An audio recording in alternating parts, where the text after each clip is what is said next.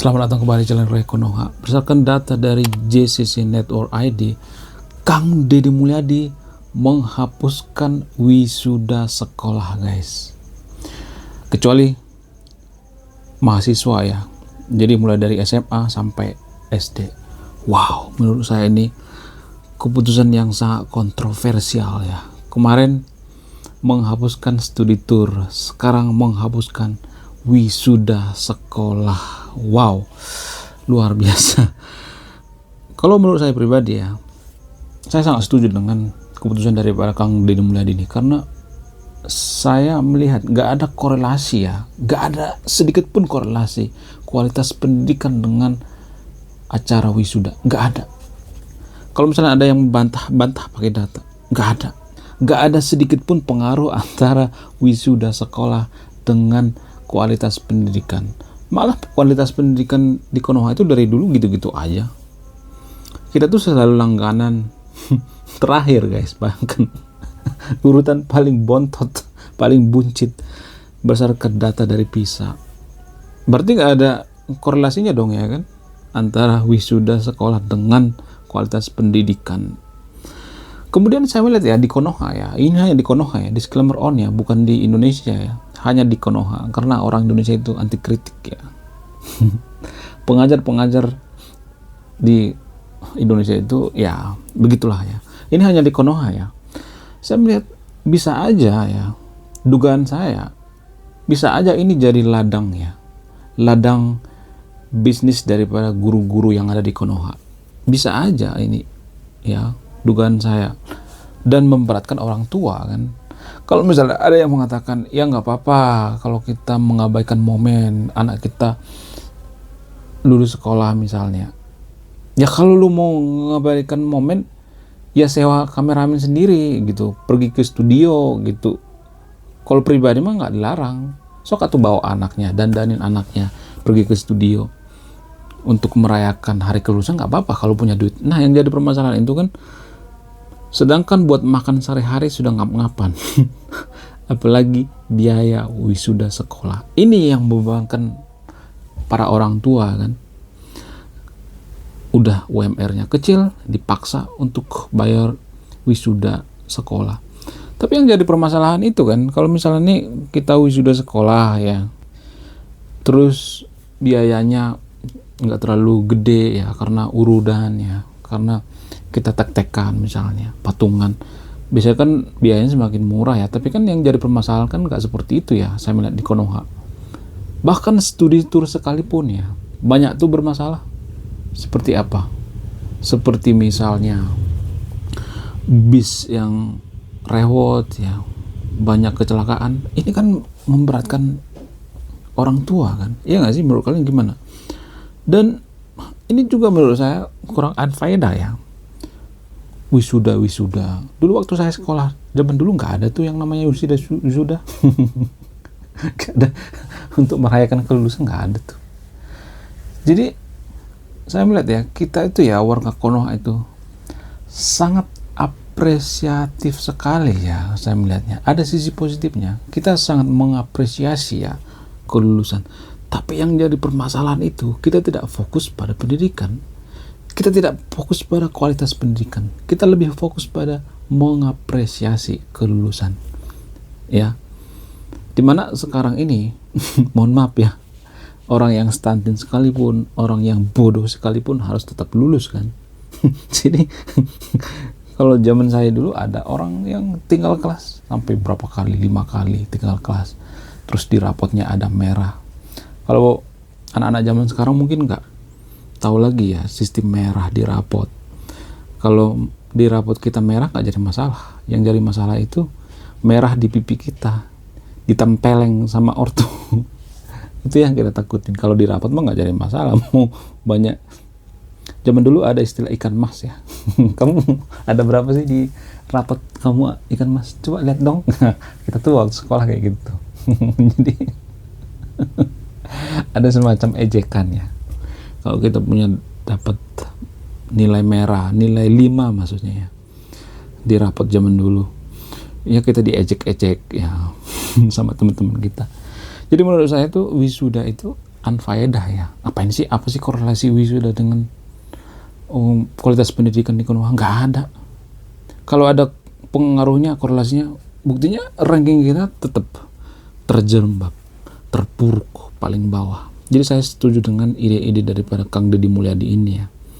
Mudah-mudahan Kang Deddy Mulyadi ini bisa bertahan ya dari kritikan-kritikan ya, dari senggol-senggolan ya, dari sliding politik. Mudah-mudahan bertahan ya, mudah-mudahan bertahan jadi RI 1.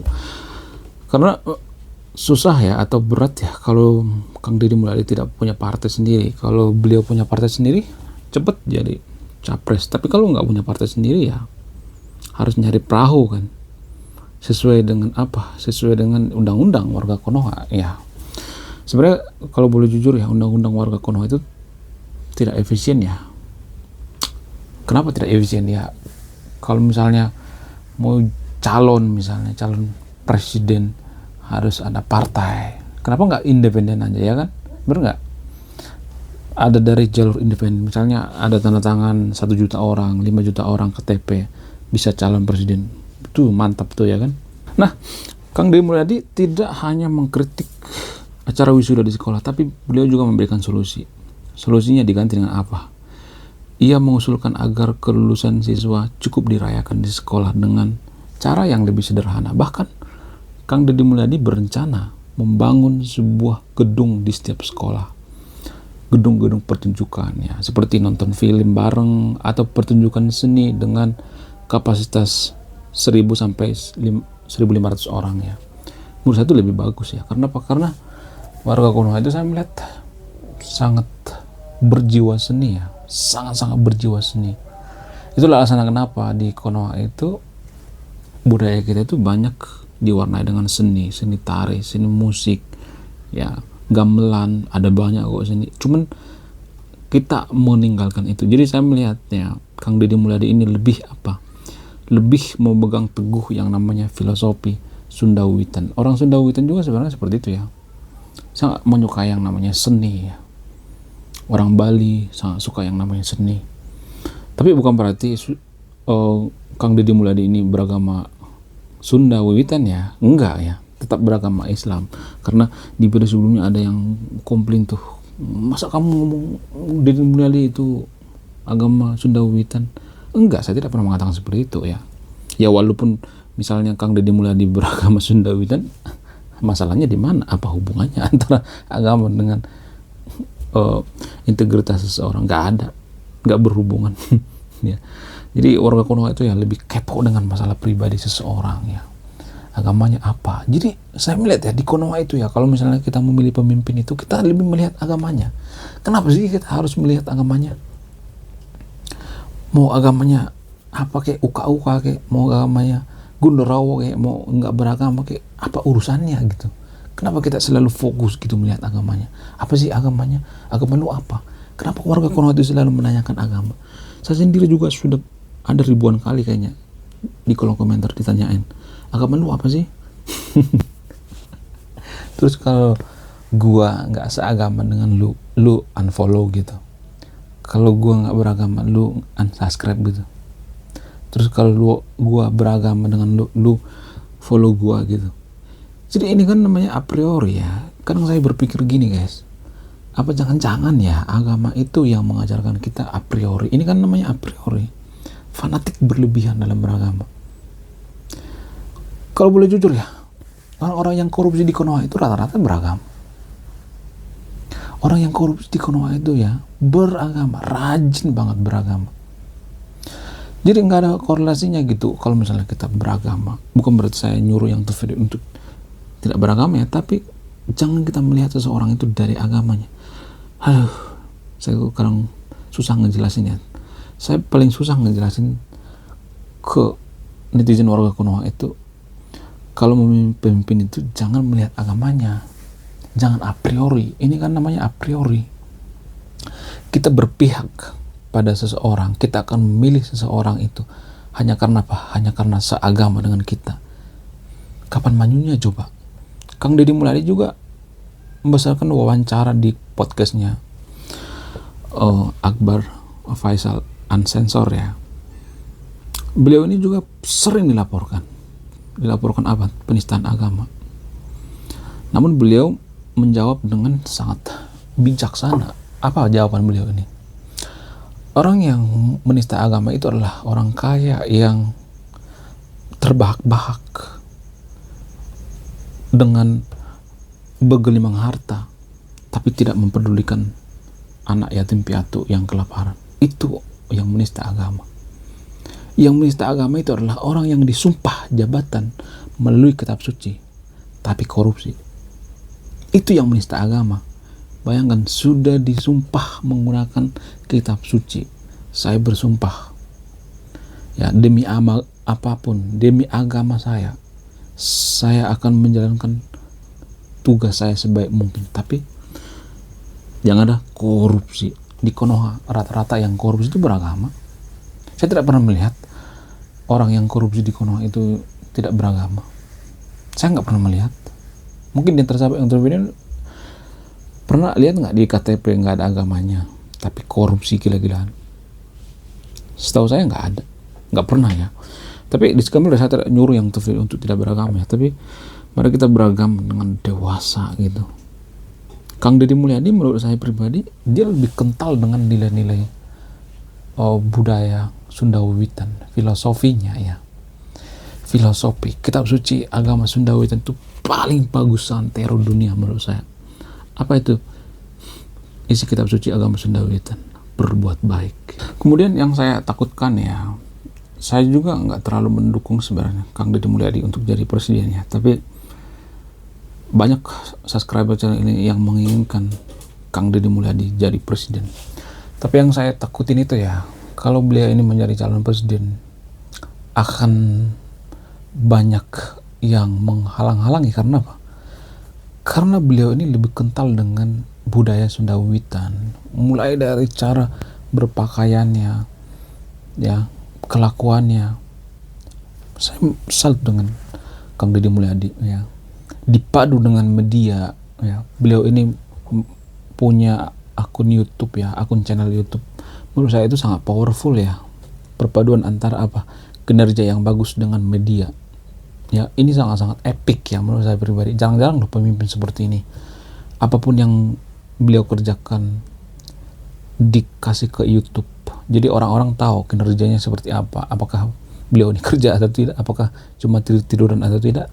Apa cuman santai-santai di rumah? Jadi kita tahu, bisa memantau dari channel YouTube-nya. Menurut saya ini sesuatu hal yang baik ya. Ide yang sangat-sangat luar biasa. Kemudian saya melihat ya, di Konoha itu ya, warga Konoha itu sangat-sangat simbolis ya. Dalam hal apapun kita tuh sangat simbolis. Kalau kita melihat Kang Deddy Mulyadi menggunakan ikat kepala, menggunakan Sunda Wiwitan, kita kadang berpikir, oh ini bukan agama mayoritas di Konoha kali ya. Oh ini agama Sunda Wiwitan kali ya. Padahal itu kan cuman simbol ya, cuman budaya. Sama seperti Blangkon misalnya. Ya, tapi saya melihat warga Konoha itu sangat sensitif ya dengan simbol-simbol ya. Makanya di video sebelumnya saya sering bahas ini ya. Kita itu sebenarnya dalam beragama itu menyembah simbol-simbol.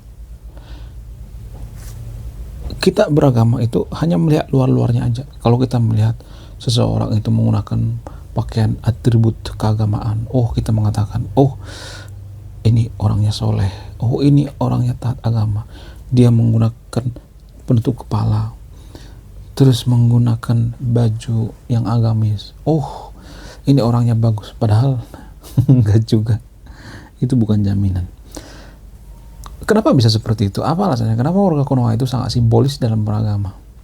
Karena itu adalah sebenarnya naluri atau otak primitif daripada manusia. Manusia itu ya selalu melihat sesuatu hal itu dari apa? Dari sampulnya.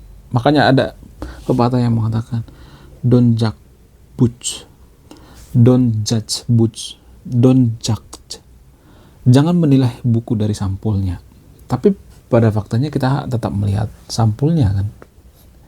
Itu sebenarnya naluri manusia. Sudah tertanam di alam bawah sadar kita. Kalau misalnya pakaiannya agamis, kita akan menganggap, oh ini orang yang beragama, taat beragama. Dan inilah yang dimanfaatkan oleh para politisi-politisi. Makanya para politisi itu menggunakan peci saat kampanye, menggunakan sorban, baju yang agamis. Untuk apa? Untuk memanipulasi otak manusia. Karena politisi berpikir masyarakat itu lebih suka pemimpin yang agamis, sehingga menggunakan pakaian-pakaian yang simbolis gitu ya. Jadi saya juga sangat berharap ya Kang Deddy Mulyadi ini bisa jadi presiden ya. Walaupun ya sebenarnya siapapun presidennya di Konoha, pengaruhnya nggak terlalu signifikan sebenarnya. Paling 20%, 30%. Yang paling berpengaruh itu sebenarnya apa? SDM kita. Itu yang paling berpengaruh. SDM masyarakat kita, pola pikir kita itu yang paling berpengaruh. Ya. Jadi menurut saya pribadi, Kang Deddy Mulyadi ini lebih fokus ke pendidikan ya saya melihatnya. Ya, yang lain juga dikerjain, tapi saya melihat lebih fokus pada pendidikan. Dan jarang-jarang pemimpin seperti ini ya fokus pada pendidikan. Kalau Pak Jokowi itu fokus pada pembangunan, kalau Pak Prabowo itu fokus pada pertahanan.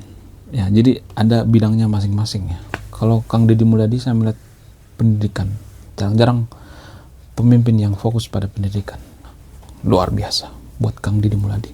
Saya akan support Kang Deddy Mulyadi sampai titik darah penghabisan. Walaupun saya pengen ya subscribe channel ini the next Kang Deddy Mulyadi. Marilah menjadi pribadi-pribadi seperti Kang Deddy Mulyadi daripada kita mengharapkan Kang Deddy Mulyadi jadi presiden. Oke, sekian video ini. Terima kasih sudah menyimak. Saya Rekonoa, salam rasional.